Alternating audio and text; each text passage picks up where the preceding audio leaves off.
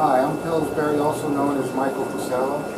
This is my shop page for Aquariums, where I help people work with their water gardens and koi and goldfish ponds. The biggest problem they have is keeping it clear. Well, the biggest thing we have to fight against is the sunlight. Sunlight makes algae bloom. It's the first stage of the food chain. So it's going to bloom with any sunlight. Now, fish naturally provide nutrients to plants and algae. So a pond with fish in it is going to put fertilizer, like in the hydroponic system. It's going to make the algae and the plants grow. But of course, the algae is going to bloom first. It's the weakest plant, and if there's no other plants in it, it's going to bloom and turn the water green. But if you start, now on the inside, let's go with this, on the inside we don't have sunlight, so it's not that big of a problem. But when you come outside here, I'll show you some plants. Well, we can look at some pond plants here. Here's some other plants growing on the inside. Some hornwort. And here, this pond is being kept clear by a filter. Here we got plants growing with goldfish living with them. And this is a guppy breeding tank. And again, with a lot of plants, the water stays clear. These aquariums up here, again, a lot of plants will keep algae from growing because the plants rob the nutrients from the algae. Plants being bigger, stronger organisms, they get the nutrients, and the algae doesn't. It starves and it goes away. The koi pond was first developed 1,000 years ago in the ponds of Chinese emperors.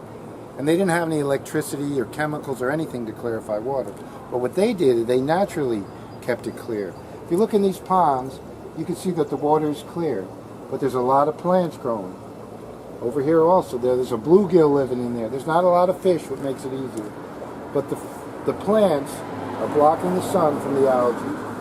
They're out competing it, causing it to stay clear. Now, in here I can find little bits of string algae hiding under the leaves. You just kind of can scoop it out and get it away. Eventually this will starve out and be less and less. But with hair algae, it's best to pull out and remove as much as you can.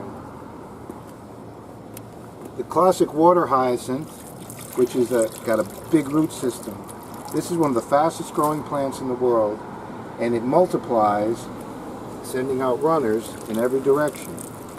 This plant is a tropical plant, and when used in the summer, you can use it to block the sunlight. The fish like to come up around and nibble on the roots. They like to lay their eggs on the roots. Fish are naturally afraid of birds from preying on them from above.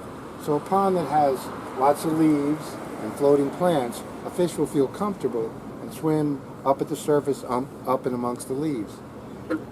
If you have a wide open pond, you're going to have algae. The fish are going to hide in the corners, and you'll never see them. Here we got the water lotus. This is an invasive, a plant that will grow continuously, would fill up a whole pond if you didn't contain it. But contained in the pot, it'll come back every year and give blooms. Eventually you have to prune it and take one of the rhizomes and start another plant. But this will keep making more and more plants. If you left it in a farm pond by itself, in a couple of years it would fill the whole farm pond. Here's another example of a water lotus. It's a giant plant, and as you can see, it's in a big pot. This is one plant sending up 2 or 3 beautiful flowers. Now they'll only last maybe 3 days, but it's a beautiful flower and they keep coming. And again, if you look at these ponds here, here's a perfect example of a pond with the plants are keeping it clear. The plants rob all the nutrients from the algae and keeps the pond clear. Now in your home pond, you're going to have a bigger quantity of fish, which we all like to have a lot of fish in our pond. So to balance that out, they make that bacteria product. A particular brand I love, my customers love, it's the Ultra Clear Biological Pond Clarifier. And what it is, it's a natural bacteria that eats all the nutrients in the pond and starves out the algae. The algae eventually dies off, and then the bacteria eats the dead carcasses of the algae. And if your pond is pea soup green, it'll take maybe 14 days to work, but suddenly you come out there and that pond will go crystal clear, and it'll maintain that. It only takes a small dose and will last throughout the summer. The bacteria in combination with the plants keep your pond clear. Now there are other ways, of course, to do it. There's ultraviolet sterilizers, which are pricey, but they will keep the water clear. And the barley straw and the barley straw extract, which works, but kind of tends to tint the water, and it's very hard to get barley and barley extract. Like in the ponds of the Chinese emperor, they maintained it with lots of plants, some big beautiful fish, and they didn't have water running or fountains, but they had the pond that naturally took care of itself. The koi in the ponds of the Chinese emperors have lived to be 200 years old. And there's tanks full of them. They come in all different colors, varieties. Got more over here. Yeah, you can look at the end here. There's all different colors, yellows, golds, black, and more. But remember, any fish you put in the pond will add nutrients that fertilize the plants and the algae. Here there's some more pond fish. Here's some, again, koi, all these different colors. And this is the calico shabunkin. Again, it's a variety of goldfish. Just comes in blues, oranges, whites, all different colors. These I really like, the long-tailed comets. They get a nice long tail. Here's another shabunkin with the 3 colors. But all these fish can live outside in your pond year-round. And it's balanced with fish and bacteria. Well, the pond can stay clear and you'll be able to see them. Okay, out here we have more water lotus growing. Here's the giant water lotus. That's the dwarf water lotus, the smaller leaf. But they're sending up flowers. This is our biological filter. It's a big barrel filled with lava rock. The water is being pumped from that end of the pond to up inside of here to the bottom. And it pumps up through the lava rock, being filtered, being exposed to beneficial bacteria that break down the ammonia into nitrite and nitrate. The clean water then spills out here over the waterfall and passes its nutrients on to the plants in the pond.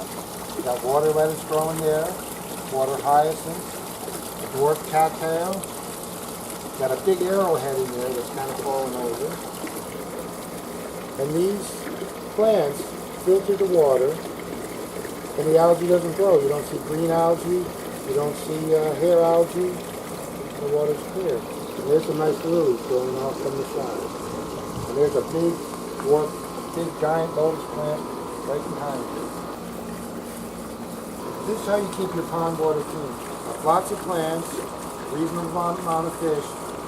Now this one I don't use the bacteria in it, but if you have bigger and more fish, you can use the bacteria treatment, and it will keep the pond clear throughout the whole spring, summer, and fall. In the winter, you stop using it because it's ineffective in the cold. But in the springtime, start using it again and grow your plants, and you'll have a clear, visible pond with fish that will be willing to come up and see you and be happy living amongst the plants. Because the pond should be a balance of fish, good bacteria, and plants. Thank you. We'll have another video on building the Emperor's Pond.